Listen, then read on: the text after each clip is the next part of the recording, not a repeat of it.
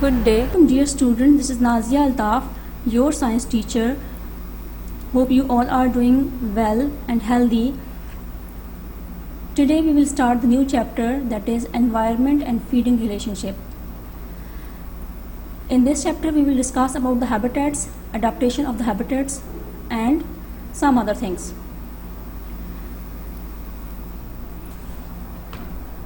Let's start our today's topic. Habitats. A place where an organism can feed, shelter and reproduce is called habitat. Habitat is a natural home of an organism. Ecosystem. A system formed by plants, animals and the non-living environment interacting with one another is called the ecosystem. Here is the picture of rotten log.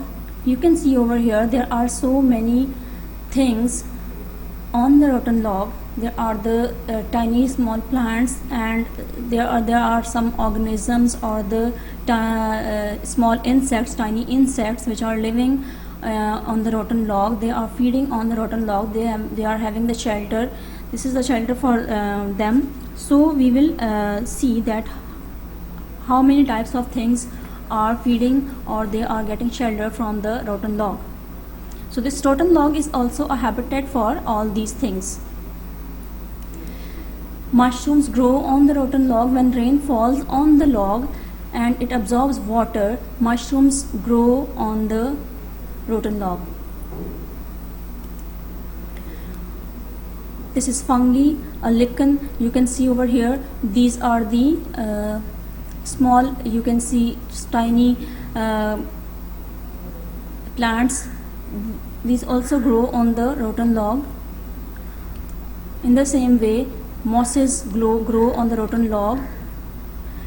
They all are feeding from the log. They all are having shelter and they all reproduce over here.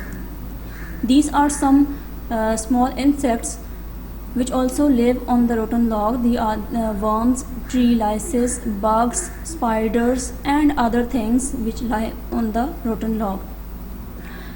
A log of rotting wood in the forest appears to be dead. You see that the log is dead, but it provides shelter and food for many plants and animals. You have seen there are so many plants and animals which are living on the rotten log. All organisms need to adapt to their habitat to be able to survive. This means adapting to be able to survive the climate conditions of the ecosystem.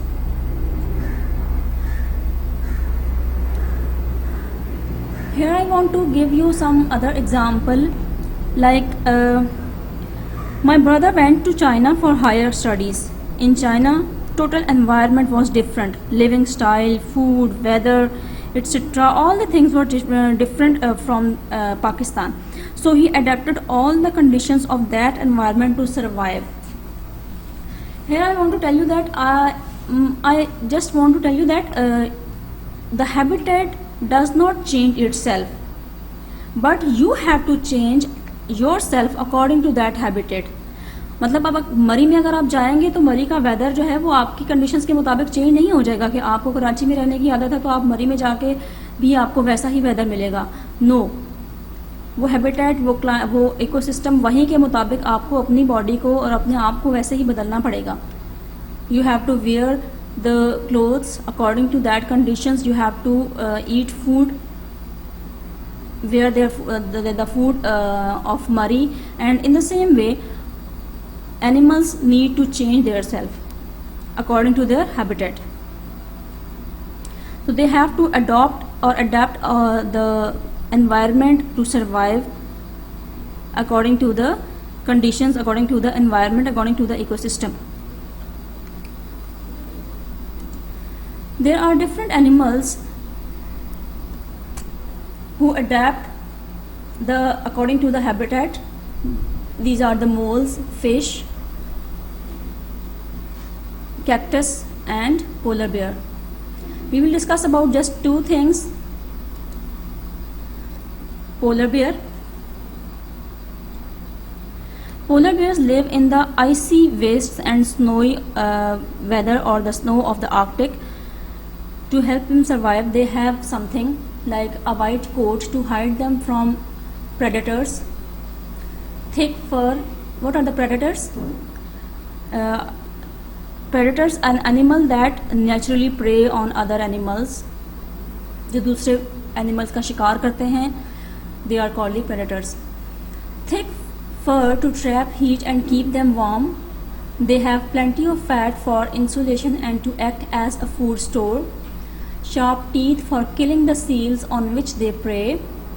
Strong legs for walking and swimming long distances in search of food. Sharp claws and hair on the soles of the feet to improve their grip on icy surface. Fish. A fish living in a pond must have a streamlined body, helps to move through the water easily, fins to help it swim through the water, a tail to control the directions of movement, gills to absorb oxygen from the water, overlapping scales on its body to keep the water out, and a gas-filled bag called the swim bladder inside its body to keep it afloat.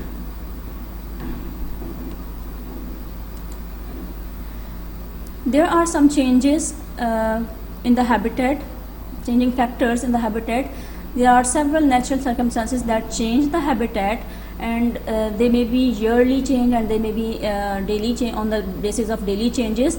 These are wind, fire, rainfall, flooding, storms, population growth, the factors that how land is used by the humans, etc. All these are the factors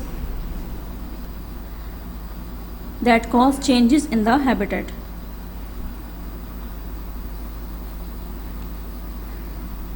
Okay, here we will see how living things adapt to daily and yearly changes in their habitat. Many habitats do not stay the same at all the time. Daily changes to the environment include change from light and heat to dark and cold as night falls. Most plants have flowers. This is an example that most plants have flowers that open during the day to allow them to be pollinated by insects, and they close at night or when it rains. Change from a high water level to a low water level because of the tides. There are so many animals who are living on the seashore. They have to move according to the water level. In the same way, small mammals such as mice, voles and rabbits come out only at night to avoid predators. However, some predators like owls also come out at night. This is how living things adapt to daily changes in their habitat. They have to move, or they have to hide them from the predators, or they have to move from some place to the other place to hide them from the predators or to become safe.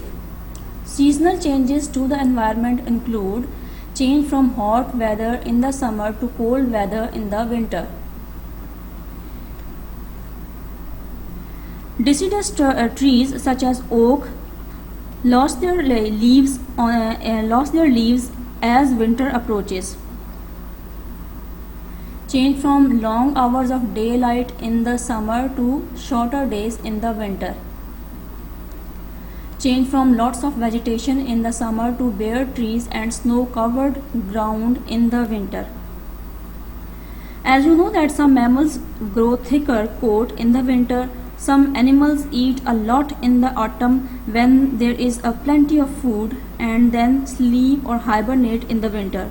Many birds fly away to warmer places in the winter where there is most food, or there is more food, and this is called the migration of those animals or birds.